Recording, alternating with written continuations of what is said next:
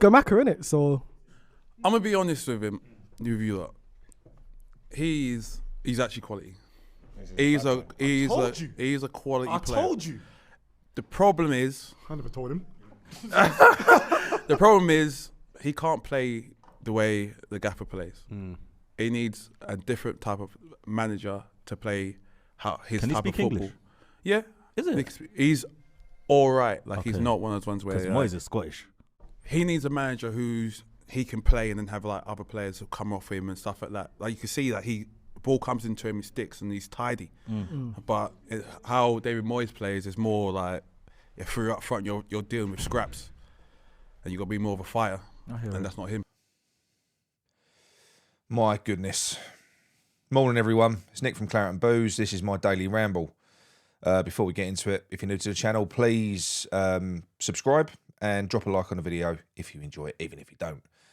That was Mikel Antonio, 7 days before our first European final in recent memory. Many, many years. Well, long distance memory. Huge game for us coming up next week. And Mikel Antonio is flapping his gums on a podcast again, similar to the way that he did back in January when he was trying to push for a move for himself. But this time, I mean, look, you can interpret that one or two ways. You can say, yes, Mickey's telling the truth. You can't really say anything about it. Well, of course you can. There's certain things that you don't say. That is a passive-aggressive message that he sent there to Scamacca. It is. And David Moyes, the pair of them. He's basically said that Scamacca doesn't fit this system.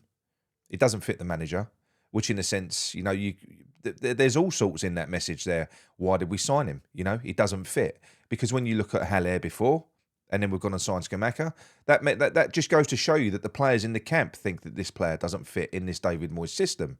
Or at least Antonio doesn't. But Mickey, what the hell, mate? I mean, could this not have waited until after the final? Why have you got to do that? They're out in Portugal at the moment. We've all seen the clips. It looks like they're having a good time. Bit of team building. What is that going to do? Because it can't be the case that everybody in that camp dislikes Scamacca, or you just can't do it. Now, I know that David Moyes is the last person that can come out and chastise these players for going on podcasts and saying stupid things because he's the world's worst. But come on, mate. And that ain't the only one, right? That's not the only one. Gary informed me that he listened to a podcast yesterday. It was released yesterday. He doesn't know when it was recorded, but it popped up on his feed and he listened to it yesterday. And it was Mikel Antonio saying that his main driver and his motivation in his uplifting form was the fear of relegation and his money being halved or reduced. That was his driver. He said he wasn't playing for David Moyes, he was playing for himself because he couldn't afford to take the financial hit. So you started seeing a bigger performance from the player.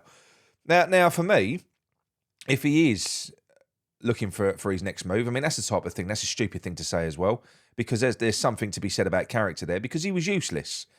Coming into this stretch of form, you know, at the start of the season, he looked finished, he looked rubbish, and then all of a sudden he's clicked into gear. So something definitely happened, and he's revealed what that is. Money. Now, I know that all these players, you know, they're all money driven, but we don't want to be hearing stuff like that. And there's so many, you know, with the fear around David Moyes, is he going to stay? Is he going to go? If David Moyes does stay next season, right? He's failed with the likes of Chicharito. He's failed with Haller. He's failed with Scamacca. He's failing with Danny Ings, an established Premier League striker that scores goals for fun, wherever he's been prior to coming to West Ham. Now, if Antonio is going to move on, because if David Moyes stays, make no bones about it, he'd be the first one that I ship out after this, because he did it in January. He's doing it again. I know he's important to the way that we play, but you can't have players doing this. You can't. You need harmony in the camp. You need a team. This type of thing is divisive. What happens if Scamacca can't get his move next season, and Antonio, and David Moyes ends up staying? Why would you do that? You know? Why would you do it? Unless we've got a situation where Scamacca's already moved, because we know that Juventus, they want him, and apparently they're happy to pay the full amount, the full 35 million that we paid for him, so that we can recoup our money. They want to take him to replace Vlahovic. That pisses me off in itself. Because if Juventus have identified him as a player to replace an absolutely top-class player in Vlahovic, then what are we doing? That really annoys me. We're not going to be able to go out and attract another player, a similar player of that ilk again, because there's got to be something wrong with you. If you're a top talent, a top striker, now, and you've got options, you don't pick West Ham.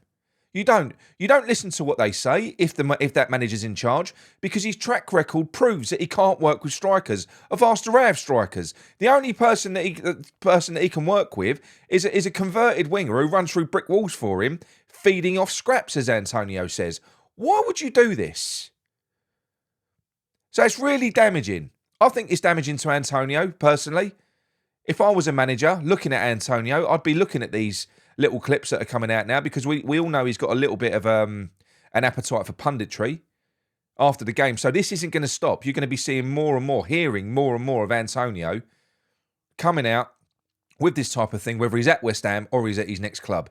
He reveals things that should be secret within the camp to the world when he's still in that situation. It's madness. We've heard it on the Callum Wilson podcast. The football, I can't think what it's called now. But why? I just can't figure out the timing. I can't. Now, look, a lot of people are going to go, oh, you're making a mountain out of a molehill. What are you getting excited about? You know, it's not that big a deal. But we want to be galvanised going into this final. We don't need crap like this. So it looks like going into the summer, you know, there's people talking about David Moyes staying. So imagine that. David Moyes stays. Mickey's got to go. The only striker that I can think of that can work functionally in a David Moyes system. So if David Moyes stays, Mickey's got to go. Scamacca's on his way out the door. We're left with Danny Ings if they can't shift him, because they're probably going to try and shift him as well because of his huge wage and the fact that he doesn't fit this system. We're going to lose Declan Rice, who is a table that David Moyes' house of cards has been built upon. Thank you very much for that comment, whoever left that on one of my videos last time. I've nicked it. It's true. It's bang on. I watched a video on Hammer's Chat, on Euro Expert, and they were talking about, I'm going to move on to Declan Rice now. They were talking about the importance of Declan Rice to West Ham. The guy does a job of two men. They were saying, how are we going to replace him with players from Europe, with one player? And the guy said, you can't. We can't attract the level of player that would be able to replicate what Declan Rice does in our team.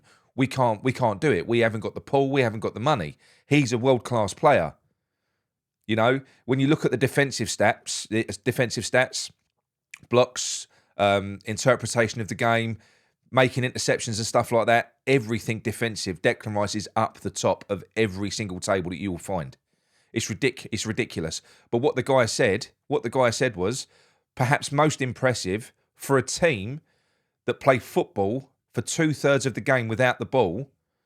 Every other West Ham player, they're down the bottom of stats in terms of progressive runs, forward passing, this, that, the other. There's loads of them. Declan Rice is way up there. He's way up there. It's ridiculous how high his stats are for passes, touches, driving runs, key passes, and everything else. Playing for a team that don't ever have the ball, it's insane. So he said, what you've got to do is you've got to fill that void of defensive cover that gives everyone comfort. People like Paqueta, even people like Souček, and then you've got to replace that catalyst for transition into attack, which is what Declan Rice provides us with. He's everything in the middle of that park. People don't really realise how important he is. You won't until he's gone. You won't.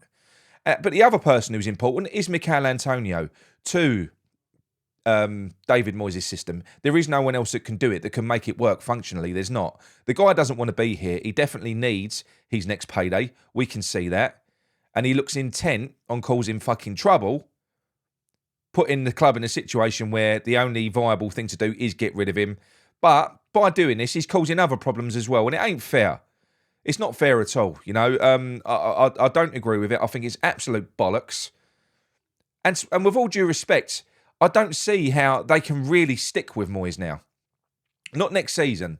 Because apart from anything else, David Moyes is good at what David Moyes is good at. I don't see how he's going to be able to achieve anything next season with the situation that he's going to be in. Without Declan Rice, without Antonio, and with the inability to attract any striker with talent that isn't interested in more than money. Because the only player that we're going to get in is someone who doesn't really give a shit about the situation they're coming into. Because if you do, you'll look at it and you'll go, no, I'm not going to a club that don't provide me with chances, provide me with a platform to succeed. I want to go to a club that do. You're going to attract the type of player that just wants the big payday. Do you want players like that? No, you don't. So I don't see how this is really a viable situation for Moyes next season now. Anyway, I'm actually wound up on behalf of Moyes for this. On this instance, I am. I think it's wrong what Antonio has done.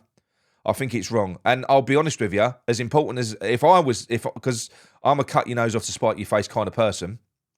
And if I was David Moyes going into that final, I would drop him. I would. I know we need to win the game. I know we do. But I would feel that strongly and that pissed off about this, that he's done that. At this time, that would be it for me. That would be enough. And I'd fucking sell him somewhere that he didn't want to go. That's what I'd do. That'd be my last move before I left the club. I'd try and ship him out the door. You know, not for a favourable move for him either. And it is wrong to feel like that because I love Mikel Antonio as a player. I do. But this is a low blow and it's a low way to try and force you out of a club. And that's exactly what he's doing. It is exactly what he's doing. I know people are going to come out and say, oh, you're reading too much into it. He's just being honest. You can't do it. You go and do that about one of your colleagues in public, about your boss. See how that works out for you. You can't talk like that. It's ridiculous. But look, let me know what you think in the chat anyway. I'm not going to ramble on too much about this particular subject because I'm going to start effing and jeffing more than what I have already. But yeah, it's just a quick video based on that stupid podcast that Antonio has done on top of another one that he's done as well. So yeah, it's wonderful, isn't it? Why can't we just ever have things... Why can't things ever just be simple at West Ham? You know? I mean, what a fucking idiot. Oh, anyway, look, like I say, if you're new to the channel, please subscribe and drop a like on the video for us. All right? We'll be back again soon. All right? I'll speak to you later. Bye.